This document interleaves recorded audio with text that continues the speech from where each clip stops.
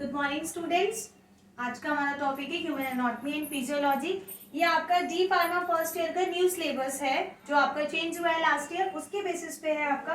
तो आपकी first unit है scope of anatomy and physiology and definition of various terminologies. तो इसके बारे में हम पढ़ेंगे। First of all we should know what is anatomy and physiology.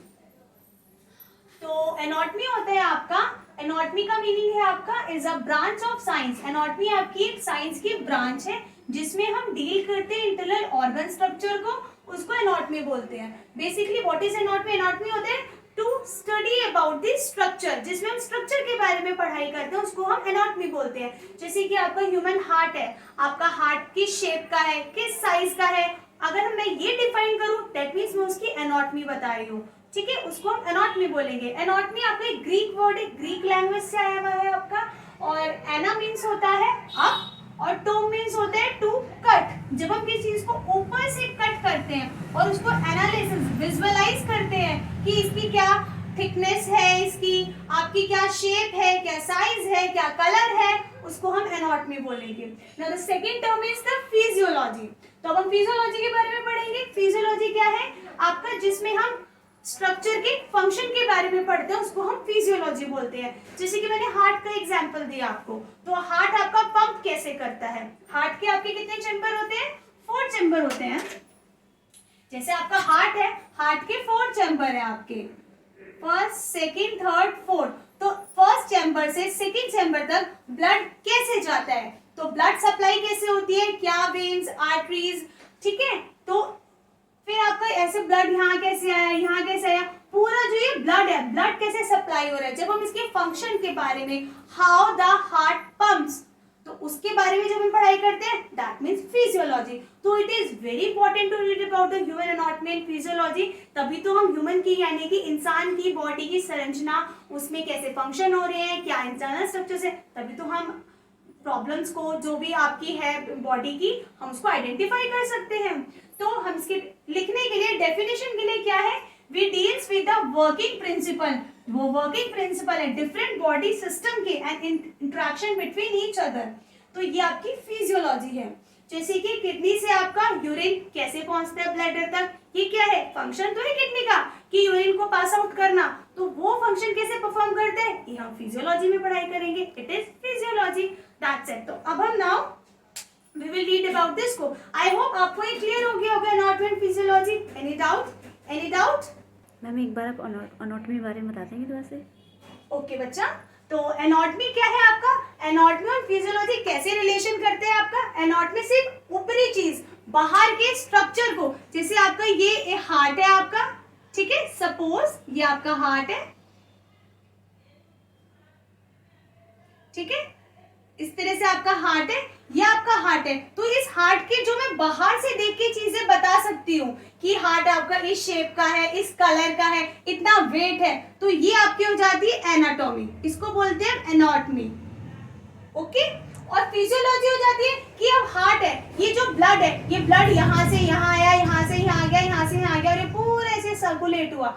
ये आपका जो इंटरनल फंक्शन है कि ब्लड कैसे मूव कर रहा है, इसको बोलेंगे हम फिजियोलॉजी।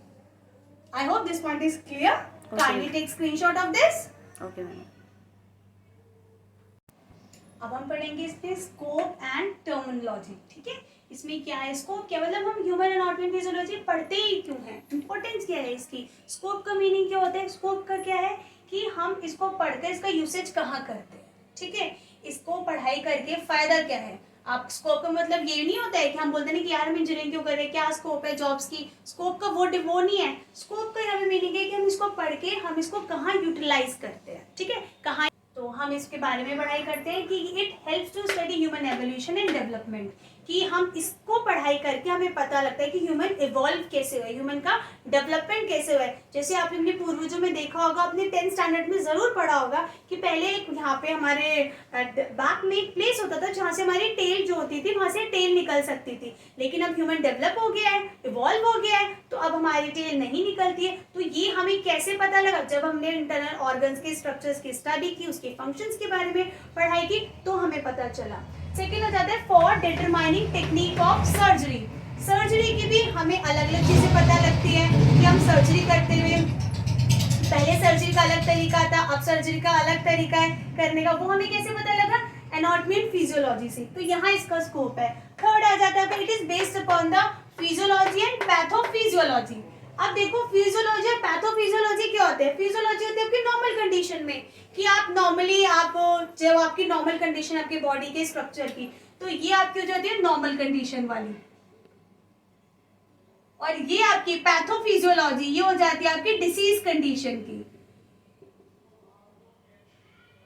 सपोज आपकी किडनी, अभी एक नॉर्मल इंसान की किडनी वर्क कर रही है, ठीक है, आप किसी पर्सन को किडनी में, जैसे आपने सुना होगा आजकल बहुत नॉर्मल से प्रॉब्लम है किडनी स्टोन, आपकी किडनी में कोई प्रॉब्लम हो गई, तो वो प्रॉब्लम कैसी हुई, उस प्रॉब्लम को ठीक करने के लिए तो हमें क्या पढ़ना पड़ेगा? ये ह्यूमन एनाटॉमी एंड फिजियोलॉजी। तो ये सब इसके स्कोप है, कहाँ ये सारी चीजें आपका यूज होते हैं, कहाँ ये एक्ट होती है ह्यूमन एनाटॉमी एंड फिजियोलॉजी। तो डिसीज कंडीशन के लिए हम क्या पढ़ेंगे इसमें? ह्यूमन एनाटॉमी फिजियोलॉजी, ये इसका स्कोप है।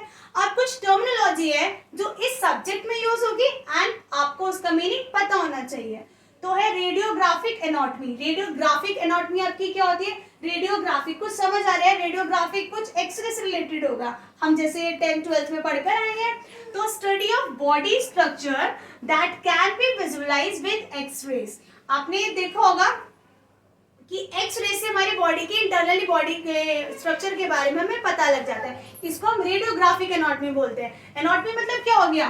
बॉडी के स्ट्रक्चर के बारे में स्टडी करना। और रेडियोग्राफिक एनाटॉमी, रेडियोग्राफिक एनाटॉमी क्या होता है आपका? एनाटॉमी वही स्ट्रक्चर के बारे में पढ़ना, और रेडियोग्राफिक कुछ एक्सरे से रिलेटेड, जैसे हमने 10th में पढ़ा है रेडियोग्राफिक, ठीक है। तो study of body structure that can be visualized with x rays. जब हम एक्सरे से और बॉडी के इंटरनल स्ट्रक्चर की स्टडी करते हैं, उसको हम रेडियोग्राफिक एनाटॉमी बोलते हैं। नेक्स्ट पॉइंट है आपका एम्ब्रियोलॉजी। एम्ब्रियो का मीनिंग क्या होता है आपका? एग, और लॉजी मीन्स स्टडी। जहां पर भी लॉजी आपको दिख जाए उसका मतलब है कि आपको स्टडी से ही रिलेटेड है ये। तो study of first 8 week of development after fertilization of human egg. जब एग जो होता है आपको फर्टिलाइज होने के बाद जो फर्स्ट 8 वीक्स तक जो उसकी स्टडी होती है उसको बोलते हैं एम्ब्रियोलॉजी, ठीक है। उसके बाद जाता है आपका साइटोलॉजी। साइटोलॉजी क्या होता है? Study of cell. As I already told you कि जहां पर भी लॉजी आ जाएगा उसका मीनिंग है स्टडी। तो साइटोलॉजी क्या होता है? Study of cell. याद रखना है ये टर्मिनोलॉजी भी 1 मार्क में तो आपके 10 और 20 मार्क्स का क्वेश्चन होगा आपका, जो 1 मार्क या 20 मार्क कैसे भी आपके एग्जाम में पूछा जा सकता है, आपके जो सिलेबस चेंज हुए उसके अकॉर्डिंग। तो साइटोलॉजी क्या होता है? Study of cell. सेल की स्टडी करने को साइटोलॉजी बोलते हैं। Can you take screenshot of this? Okay ma'am. अब 7th पॉइंट है आपका हिस्टोलॉजी। हिस्टोलॉजी क्या होता है? To study of tissue. जब हम टिश्यू की स्टडी करते हैं उसको हम क्या बोलते हैं? हिस्टोलॉजी बोलते हैं। अब सेल और टिश्यू में तो सबको डिफरेंस पता ही होगा। सेल आपका स्मॉलेस्ट यूनिट होता है और ग्रुप ऑफ सेल्स को हम टिश्यू बोलते हैं। आई थिंक ये तो सभी को ही पता होगा, आपने 10th में पढ़ा ही होगा ये। अब 8th पॉइंट है आपका मायोलॉजी। मायोलॉजी क्या होता है आपका? Study of muscles. जब हम मसल्स की स्टडी करते हैं उसको हम मायोलॉजी बोलते हैं। 9th है आपका न्यूरोलॉजी। न्यूरोलॉजी क्या है? Study of nervous system. जब आप नर्वस सिस्टम की स्टडी करते हैं, नर्वस सिस्टम आपका ब्रेन से रिलेटेड है, तो उसको हम न्यूरोलॉजी बोलते हैं। कार्डियोलॉजी क्या है? Study of heart. Study of heart मतलब जिसमें पूरी इसके स्ट्रक्चर की, इसके फंक्शन की, यानी कि study of structure and function of heart. Exactly in the same way आपको सब में ये study of structure and function. तो हार्ट की स्टडी और उसके फंक्शन की स्टडी, उसके स्ट्रक्चर की स्टडी को हम कार्डियोलॉजी बोलते हैं। 11th पॉइंट है आपका osteology. Study of bones. Bones के स्ट्रक्चर और फंक्शन की स्टडी को ओस्टियोलॉजी बोलते हैं। हेमेटोलॉजी। हेमेटोलॉजी क्या होता है? To study of blood. जब हम ब्लड की स्टडी करते हैं उसको हम बोलते हैं हेमेटोलॉजी। आ जाता है आपका ओडोंटोलॉजी। ओडोंटोलॉजी क्या होता है? To study of teeth. जब हम अपने टीथ के बारे में स्टडी करते हैं उसको हम ओडोंटोलॉजी बोलते हैं। 14th पॉइंट है आपका आर्थोलॉजी। आर्थोलॉजी क्या होते हैं? Study of joints. जॉइंट्स की स्टडी करते हैं उसको हम ऑर्थोलॉजी बोलते हैं।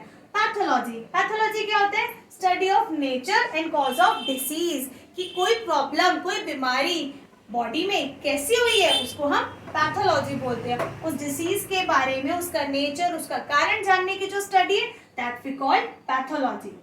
16th पॉइंट है आपका सिमेट्रिक। सिमेट्रिक क्या होते हैं आपका? जब राइट और लेफ्ट पार्ट दोनों इक्वल होते हैं, जैसे कि आपकी ईयर्स है, आपकी आईज है, या आपका लेफ्ट और राइट इक्वल है, आईज भी आपकी इक्वल है, इसको हम बोलते हैं सिमेट्रिक।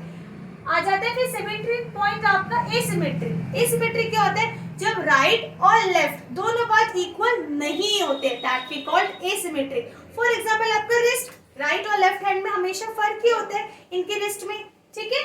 फिर आ जाता है आपका 18th पॉइंट इम्यूनोलॉजी। इम्यूनोलॉजी क्या होता है? Study of body of defence against disease causing agent. That means कि आपकी बॉडी जो है कोई डिसीज है, उस डिसीज से कब तक लड़ती है, that mean defence mechanism against the disease called the immunology.